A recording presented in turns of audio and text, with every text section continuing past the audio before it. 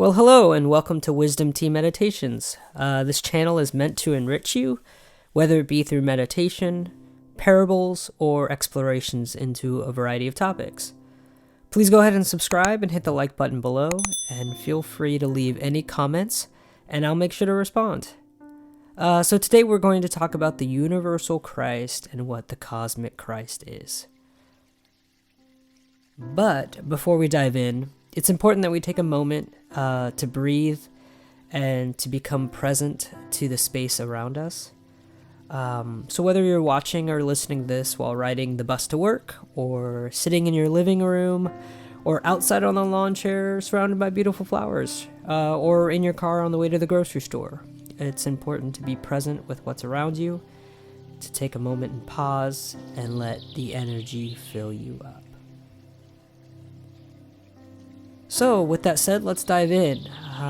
The universal Christ is a topic many people have been interested in, and I've had many discussions with all kinds of people from all over the world who have asked very similar questions. What is Christ consciousness, and what is the universal Christ? Well, a dear mentor of mine, Richard Rohr, he wrote a book in 2019 with the same name, and it prompted a lot of questions.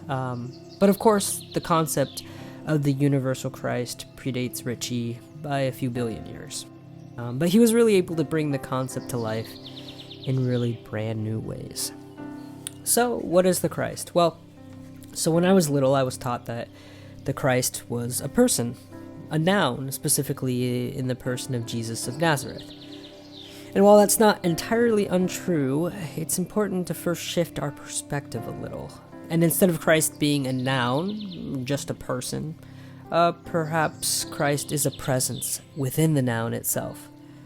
As I grew older and began to discover other traditions like Taoism, Zen Buddhism, practicing chakra meditations, and Eastern Christianity, I began to really discover my own sense of real meditation and my own sense of breathing techniques. And I began to discover what mystics often refer to as the ground of being, or the ground of all being, which shifts the focus from doing and getting things right to being. And it's an ontological shift, exploring who we are at the very core of ourselves. And this shift, it begins with a transformation of our own perspective into the term of Christ. And Christ shifts from a noun, like a person, to a verb, like a flow, or more specifically, a flow in and through all things.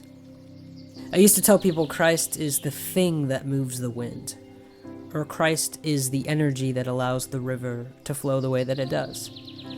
The important thing here is to realize that it doesn't take being a Christian in the traditional sense to understand the flow of Christ. If you come from a different religious background, or no religious background at all, that's okay, because Christ is energy itself. Christ is force. It is light, or love. And honestly, it doesn't matter what you call it, because whatever it is that flows beneath and through and in all things, well, that's Christ energy.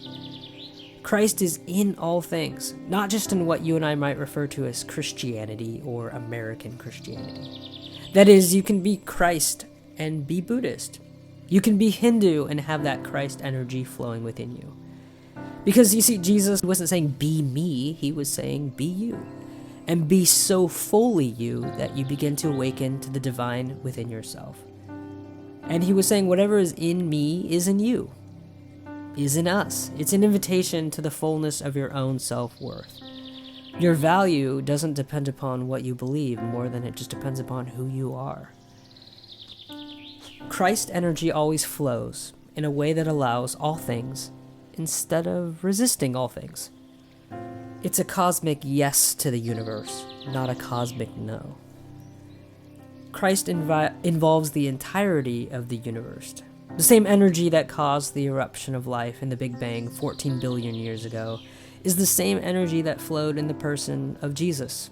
And it is the same energy that flows in you and me.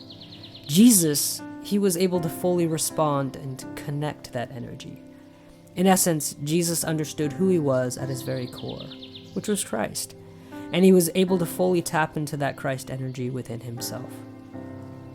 Unfortunately, over time, Christians made the subtle mistake of believing that Christ was exclusive to Jesus instead of inclusive in him. Well, what do I mean by that? Well, Jesus realized that whatever he was, we were too, and he was inviting all people to that same understanding. He was saying whether you're Jew or Gentile, Greek or Roman, male or female, or transgender, whether you're gay or straight, or black or Latino or white or Asian, whether you're American or not, he was saying whatever I am, you are too. And that's the invitation to the great cosmic dance of the universal Christ. It's an inclusive invitation, not an exclusive one. Richard Rohr says that God always loves things by becoming them, or becoming present in all things, whether that's trees or rocks or rivers or the mountains, whether that's the stars or you and me. Christ is present in all things. The universal Christ is an opening to a greater understanding that says, whatever you think you are so much more. So, where does Jesus of Nazareth come in? Well, he comes in exactly when he was supposed to. Jesus of Nazareth was a human being who fully awakened to the divinity within himself. And as Richard Rohr points out, technically and theologically speaking, Jesus wasn't God. He was fully human and fully divine, which makes him fully an otherness, and a part of the Trinity. But if the term Trinity scares you, and much as it scares me, then put it aside, because it's just a term. And in fact, the word Trinity doesn't appear in the Bible. It was actually first coined by a guy named Tertullian in the 3rd century.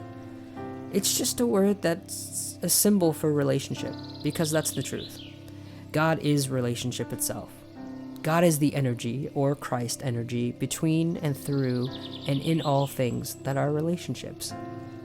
I often tell people, whatever causes us to love more deeply and more fully, well, that is Christ. Whether it's the small nod of the person across the way in the coffee shop, the holding of the door for someone with their hands full, helping someone bring their groceries to their car, or pushing their cart back for them. That is Christ energy, because that is relationship itself. Again, it's an inclusive invitation, not an exclusive one. It's funny, Jesus never says, worship me, but he says, follow me. But people didn't really want to follow him because they knew exactly where he was going, which was the death of his ego, the death of what Thomas Merton famously termed the false self, or the smaller self. Jesus was more about waking up than cleaning up, but Christians unfortunately became about cleaning up. They became more about being moral, or looking a certain way, or being better than other people. But I think it's worth saying again that Jesus was more about waking up than cleaning up. Because Christ never asks us to change who we are at our core, but accept who we are. I always tell people, your ego is not your amigo. The universal Christ, or Christ consciousness, invites us to let go of that ego in order to awaken to a larger self. And that awakening is what opens our eyes to a larger participation in what we call the universal Christ. It's a willingness to participate in a cycle of life that is so much larger than ourselves. Animals and creation tend to get this on a cosmic scale much better than we humans do. Animals tend to understand that they're going to die, and they accept that. And out of that death comes rebirth, just like the death and rebirth of stars, to our seasons, like spring, summer, fall, winter, and then spring again. Our Earth and our cosmos understands that there is life, and there is death, and there is life again. And the universal Christ is an invitation into accepting our own small deaths so that we can awaken to a much larger life.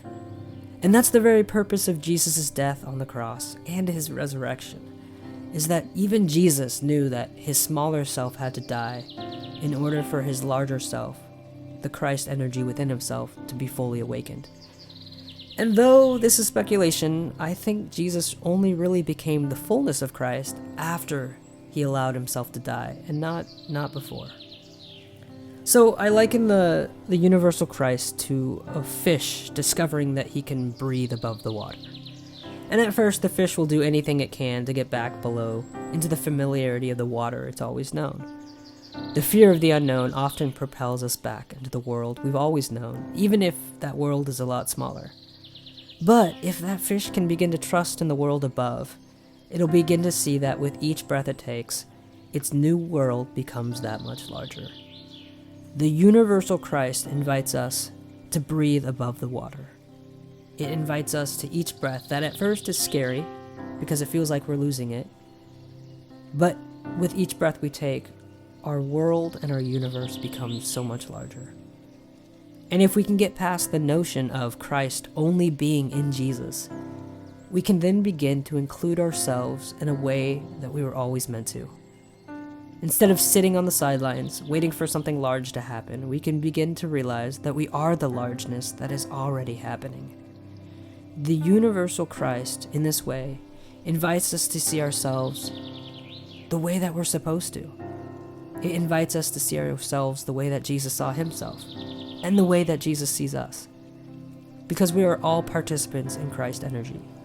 We are all participants in this divine dance. And when we begin to sit in our own bodies and sit with ourselves, we begin to ask the subtle and important questions. What does it mean to see Christ in others? Not just in Christians, not just in Americans. What does it mean to see the Christ energy in all people and in all things? How can we tune ourselves into that energy that is in the creation around us? How can we begin to discover our own self-worth and discover the Christ energy within ourselves? Are we trying to wake up? Or are we more focused on cleaning up?